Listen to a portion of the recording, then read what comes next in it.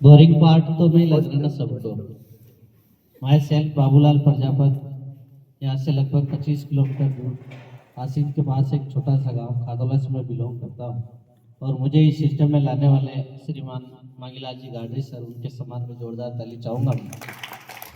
और जितने भी ग्रेट अप्लाइड हैं उनके सम्मान में भी जोरदार ताली चाहूँगा। सबने बातें बताई, अपने अपने विचार रखे, और मैं भी यही सोच रहा था जो अभी गोपाल जी ने बोला। असल में ये बिजनेस अभी का नहीं है। आप जितने भी यहाँ चेचिस खड़े हैं, देखो आप, इनके एक के भी पैसे की जरूरत नहीं है अभी। सबके पास इतना भरपूर पैसा है जिसकी कोई सीमा नहीं। फिर भी इन लोगों को आरसीएम समझ आ गया है, और 30 से नीचे वालों को आरसीएम समझ ही नहीं आ रहा है। क्यों नहीं आ रहे? उनके हाथ पैर मजबूत है, अभी एक्टिव रूप से वो इतने पैसे कमा लेते हैं, आरसीएम समझ ही नहीं आता। अगर आज के जमाने की भाषा में बोलूं तो सबके ईगो हर्ट करता है। क्या आरसीएम में क्या है? जैसे गोपाल जी ने बोला 6 महीने बाद में आए, ऐसे मेरे भी 6 महीने बाद में 55 रुपए आए, और उस समय मेरे 55,000 रुपए की इनकम थी। अभी मैं 34 साल का हूँ, और जब मैंने आरसीएम ज्वाइन किया उस समय मेरे 55,000 आ रहे थे। और ये बीच में खड़े हैं अपने गुरुदेव दुर्गेश जी सर, दोनों मेरे पास आए और मेरे को बोला अभी तो आपको बहुत पैसे आ रहे हैं, पर ये भी करो आप, मजा आएगा। और जो हालात दुर्गेश जी सर ने बताए वो मैं भी करता था।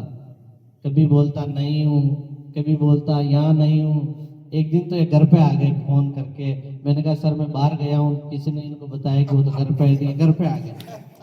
अब फिर बोलने के लिए मेरे पास कुछ बचा नहीं। मतलब ऐसी मौका स्थिति बनती है।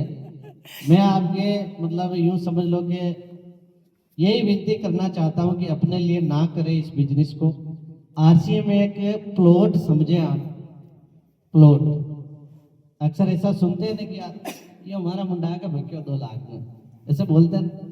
अपने बच्चे को कभी साथ लेके जाते तो नहीं बोलते। जब मैं मेरे भाई को बोलता हूँ, जब मैं 2004 में आसिंद आया तो 1-1 लाख रुपए में वो प्लॉट बिक रहे थे, आज 1-1 करोड़ के। तो मैं उनको ये बोलता हूँ ये मेरे सामने 1 लाख में बिका, थे कहीं कर दिया ले लेता हो। मतलब नहीं लिया मैंने, आज उसी प्लॉट को मैंने 28 लाख में लिया। शायद मुझे ऐसा लगता है कि आरसीएम भी एक वो प्लेटफॉर्म है जो आने वाले भविष्य में आपकी पीठ मेरे को कहते थे कि जन्म में तो मारी रोल्ट नहीं आ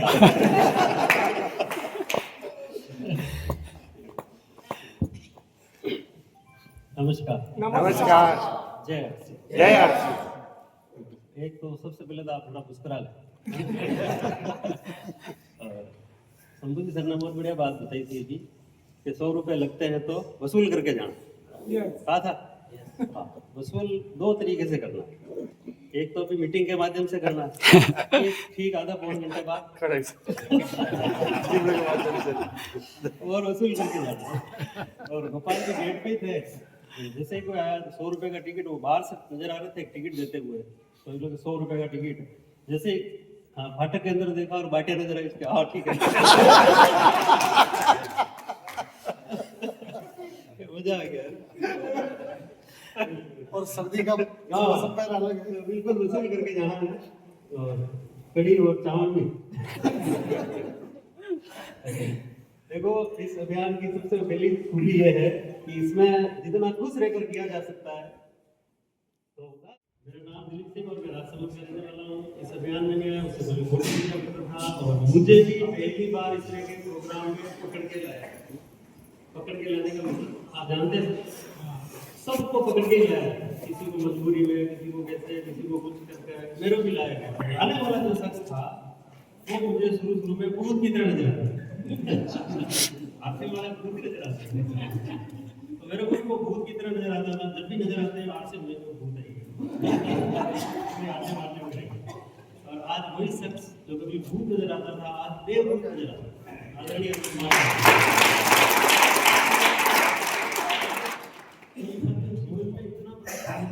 के माध्यम से हुआ कि आज वही शख्स देवदूत नजर आता।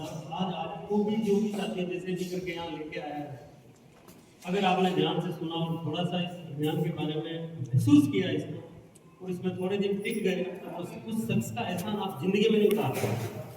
जहाँ पे जाएंगे एक बार उस शख्स के लिए जरूर ताली बजाएंगे जो आपको पहली बार लेके आया है।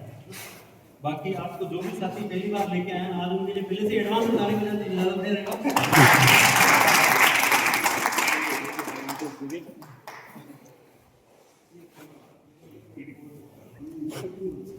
देखो नए साथी